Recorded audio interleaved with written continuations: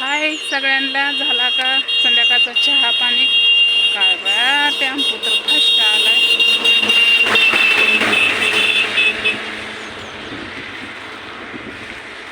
काय गाड्या आहेत त्या, माणसं बी तोंडाकडे बघतात. आधीच लाज वाटते मारण्याची आणि अजून जास्त तोंडाकडे बघितलं तर वाटतं नकोच काढायला मोबाईल. आणि त्याच्यात मला सवय नाही ना मोबाईल हातामध्ये घेऊन असं चालायचं. ते एखाद्या बारीला असतो माझा, नाहीतर बाय चान्स परसमध्येच असते 24 तास परस, नाहीतर पिशवी असते माझ्याकडे. आता गावाकडे होती तेव्हा पिशवी होती बारकी, त्याच्यात टाकायचा मोबाईल चार्जर झालं. आता ह्याच्यात डब्बा. तर मला हे बोलायचं होतं की काल परवा दिवसचा हेडो मी टाकलं होतं ना, म्हणजे काही माझ्या भावा बहिणींना बघायचं होतं काम माझं. काही जणांना मजाक उडवायची होती, काही जण वाईट बोलायचे होते. म्हणजे असं काही गोष्टी असतात. प्रत्येकच जण आपल्यासारखं असतं असं नसतं ना, आहे का नाही भावा बहिणींना. आणि राहिला प्रश्न म्हणजे काय काय बोलायचं, पागलबाई नासन हे ते. आता मी पण विचारलं नव्हतं, ते माझी बी चुकी आहे. मी हेडव नव्हता कंपनीत बनवायचा, ते बनवला आपला. म्हणलं चला आपल्या भावा बहिणींना दाखव आपण काय काम करतोय काय नाही. आणि ते पण मी बाहेरनं काढलं होतं ना, असं थोडीच की आतमध्ये जाऊन मी नव्हता काढला. बाहेर बॉक्स होते आणि असं म्हणजे तिथं गाड्या लागतात ना ठेवलेलं, तिथं मी काढत होते आपलं.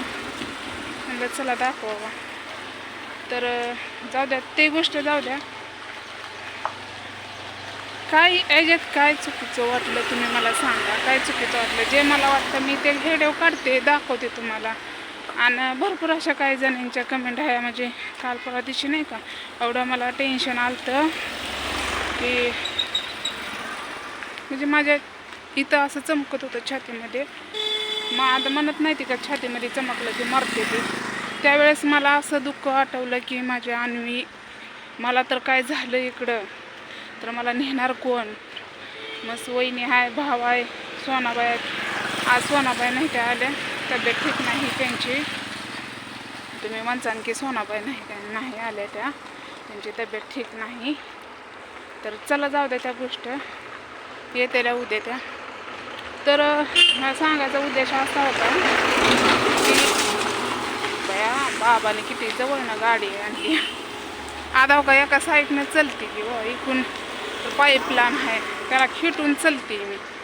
आणि रोड तर एवढा मोठा रोड आहे. हां, गावाकडली माणसं गावंडाळ दिसली की तशी करते ती काय की बाय. आता आम्ही दिसते का गावंडाळ असल्यासारखं, सिटीतला असल्यासारखं दिसतंय? हा एवढंच की ड्रेस घालते त्या बायका, मी नाही घालू शकत ड्रेस.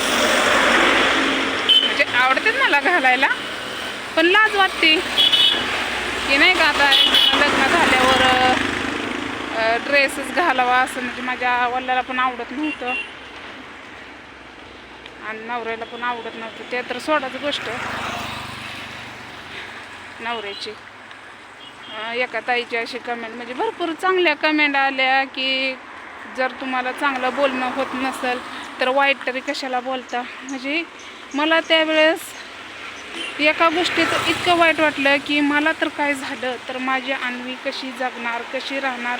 माझे आईबापा कष्ट बी करू शकत नाहीत, म्हणजे त्यांचं वय झाले, कसे कष्ट करणार ते सांगा बरं तुम्ही मला. तर आबाळ तर एवढं आलंय ना, डेंजर होता. आणि 6 वाजता सुट्टी आहे, तिथं बनवते मी परत एक हेडो. तर कसं आहे माहिती आहे का, ज्या व्यक्तीला मनामध्ये दुःख होतं ती व्यक्ती शेअर करते. तुम्ही माझी फॅमिली आहे, तुम्ही माझी भाऊ बहिणी आहे म्हणून मी तुम्हाला सांगते. आणि तसं बी आपल्या घरातलेच ब्लॉक असतात, बाहेरचं नसतात, बरोबर आहे का नाही? मग आता मला वेळ नसतो, मग एकल्या बाईचं करायचं म्हणलं तरी एवढं टाटून जातं आहे की मला उठायची सूध होत नाही. तरी उठून 2 चपात्या करायच्या, भाजी बनवायची कसली तरी. मी तसं बी संध्याकाळनं 4-5 चपात्या जास्त बनवल्या, सकाळनं बी नाश्ता केला तर बरं वाटतं. आणि डब्याला बी आणायचं गरम करून. तसा नाश्ता भेटतोच की कंपनीत, वडापाव, चहा.